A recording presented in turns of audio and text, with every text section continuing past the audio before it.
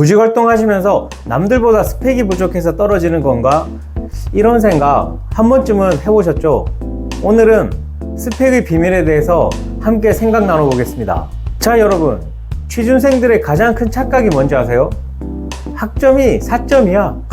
교환학생도 다녀왔어. 이렇게 스펙으로 차별화하면 붙을 거라고 생각하는 거예요. 그런데 아닙니다. 완전 잘못된 착각이에요. 스펙은 면접 기회는 늘려줄 수 있어도 최종 합격 확률은 별로 높여주지 못합니다.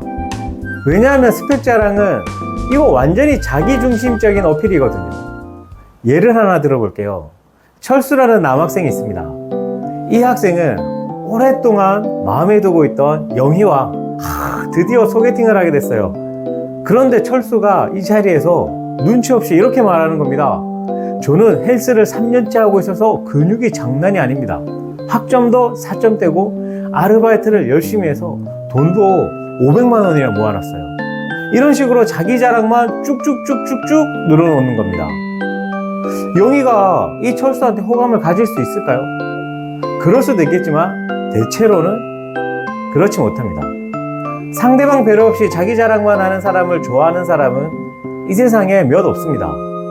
오히려 영희는 어떤 걸 좋아할까? 뭘 원할까? 이렇게 상대방 입장에서 생각하고 준비하는 모습이 훨씬 매력적입니다. 취업도 이와 똑같습니다. 채용은 잘난 사람을 뽑는 경연장이 아니라 우리 회사에 맞는 사람을 찾는 그런 자리입니다. 특히 신입사원 채용에서는 더욱 그래요. 신입 지원자들이 착각하는 게 내 스펙이 직무 전문성을 보여준다 이런 건데요. 근데 신입이 무슨 직무 전문성이 그렇게 있겠습니까? 오히려 어설퍼 보일 때가 더 많은 것 같습니다. 기업에서 신입한테 진짜 궁금해하고 기대하는 건 이겁니다. 이 사람이 우리 조직에 잘 적응할 수 있을까? 동료들과 협력하고 융화할 수 있을까? 고객이나 업무 처리에서 기본 소양이 있을까? 입사 후에 과연 어떤 모습을 보여줄까? 하나를 가르치면 그 하나는 해낼 수 있겠지? 하나 가르친다고 둘셋 원하는 거 아닙니다. 그래서 요즘 채용 트렌드가 이거잖아요. 컬처핏, 모티베이션 핏. 컬처핏은 말 그대로 회사 문화와 얼마나 잘 맞는지, 모티베이션 핏은 회사와 일에 대한 동기와 열정이 진짜인지 알아보는 겁니다. 구글에서 채용 담당을 했던 라즐로복이 쓴 책을 보면 구글도 스펙보다는 학습 능력이나 문화적 합성을 더 중요하게 본다고 그러잖아요. 그런데 이런 현상은 비단 외국 회사에 국한된 게 아닙니다. 우리나라 기업 현실도 거의 비슷합니다. 그럼 어떻게 해야 될까요? 제가 몇 가지 팁을 드릴게요. 그 첫 번째 팁은 지원하는 회사를 제대로 좀 파악하십시오. 그 회사가 지금 어떤 상황에 있는지, 그리고 어디로 가려고 하는지, 업계에서의 위치는 어떤지 확실하게 알고 있어야 됩니다. 단순히 홈페이지 슬쩍 한번 보고 야, 이 회사 좋은데?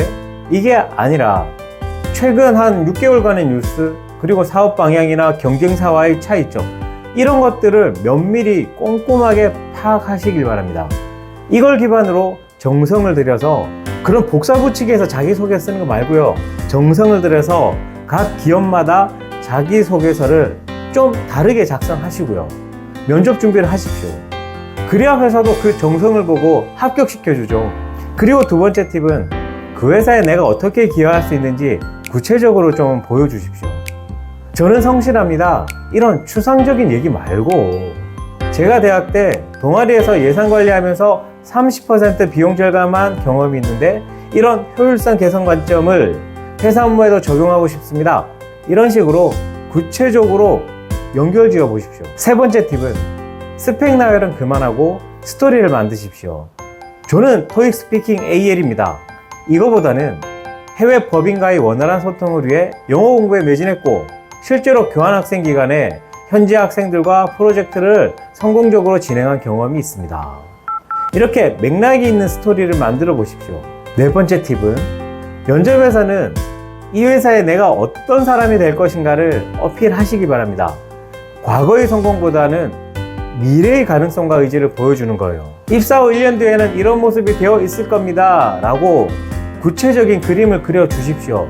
커리어 패스에 대해서 좀 더 고민하시고요, 다양한 직무 커리어 패스를 찾아보시고 선배나 가용 가능한 자원을 활용해서 좀 조사 준비하시기 바랍니다. 다섯 번째 마지막 팁은 회사의 핵심 가치와 자기 경험을 연결하십시오. 그 회사가 추구하는 가치가 혁신이라면 내가 언제 혁신적으로 문제를 해결했는지 사례를 준비하는 겁니다. 도전이 핵심 가치라면 내가 어떤 도전을 했고 그 과정에서 뭘 배웠는지 전달할 수 있어야 됩니다.